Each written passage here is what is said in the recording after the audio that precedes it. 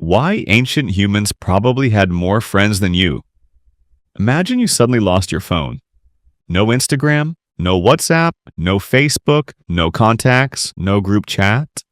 How many people could you walk to right now and have a meaningful conversation with? 5, 10, maybe 20? Now here's the strange part. Despite having access to billions of people online, you may actually have fewer real social connections than your ancestors who lived 10,000 years ago. At first, that sounds impossible. Ancient humans didn't have phones, they didn't have cars, they didn't have the internet, but they had something else. They had each other. For almost all of human history, people lived as hunter-gatherers. Agriculture was invented only about 12,000 years ago. Modern cities are even more recent. That means more than 95% of human history was spent living in small, highly connected communities. And unlike today, being alone wasn't really an option. Your survival depended on other people. If you got injured, others helped you.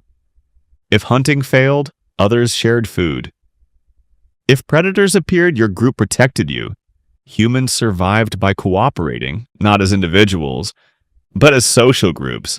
Scientists studying loneliness point out that our species evolved in environments where social isolation could be genuinely dangerous.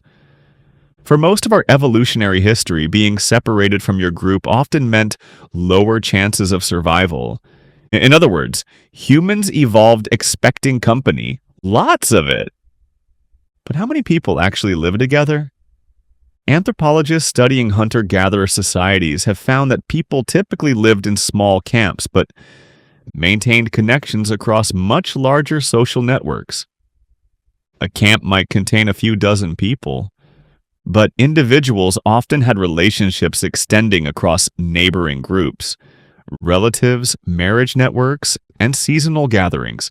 This brings us to one of the most famous ideas in anthropology, Dunbar's number. Anthropologist Robin Dunbar proposed that humans can maintain roughly 150 stable social relationships.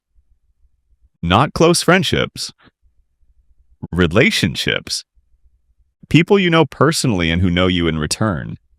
Interestingly, hunter-gatherer societies often organize themselves into social networks remarkably close to this scale. Not because anyone planned it, but because that appears to be what human brains handle naturally. Now, it's important to note that some researchers dispute whether the number is exactly 150. Recent studies argue that there may not be one precise limit. But even critics generally agree that humans have cognitive constraints on the number of meaningful relationships they can actively maintain. The exact number remains debated. The basic idea does not. Humans are built for social networks, so why might ancient humans have had more friends than you? Because they spent far more time with the same people. Think about a typical day today.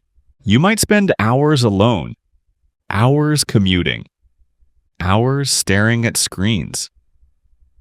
Even when you're surrounded by people, you may barely interact with them. Many modern relationships exist primarily through messages and notifications.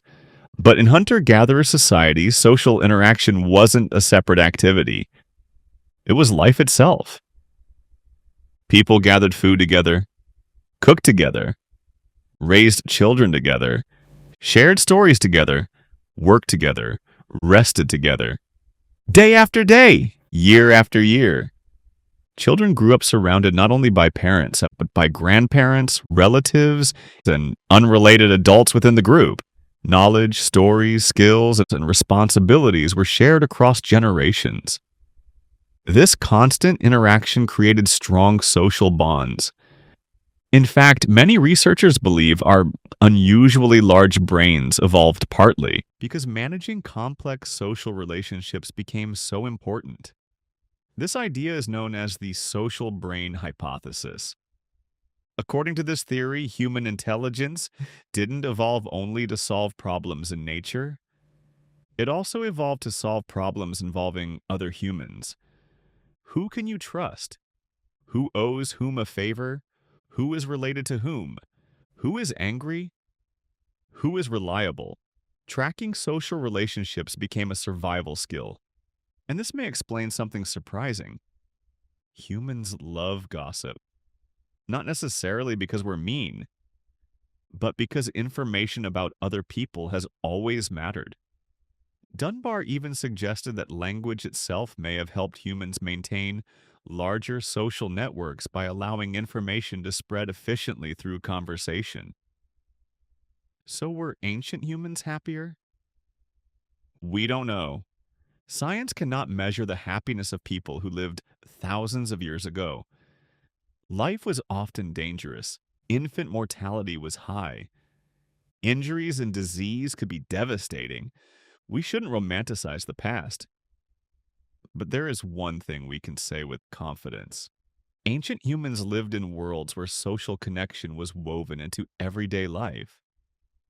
Modern humans often have to schedule it, and that difference may help explain why loneliness has become such a major issue today. The irony is hard to ignore.